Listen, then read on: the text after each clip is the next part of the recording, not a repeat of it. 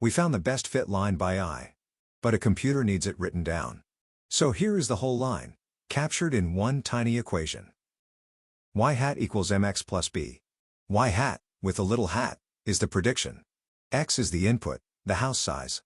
And M and B are the two dials the model gets to set. Let's see what each one does.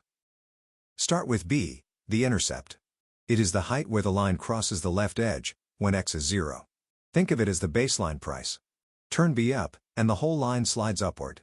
Turn it down, and the line drops. The slope never changes, only the starting height. Now M, the slope. It is the steepness of the line.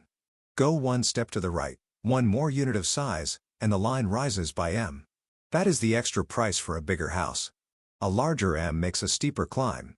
A smaller M makes it flatter. Let's use the equation to make a real prediction. Take a house of size 1.5, with M equal to 200 and B equal to 20. Substitute the numbers. 200 times 1.5 is 300.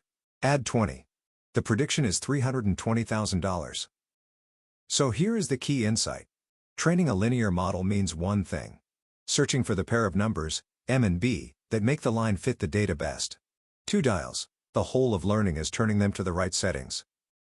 To recap, Y hat equals mx plus b. M is the slope, how fast the price rises. B is the intercept, the baseline height. Together they define one line. But how does the model know which M and B fit best? It needs to measure how wrong a line is. That measurement is next.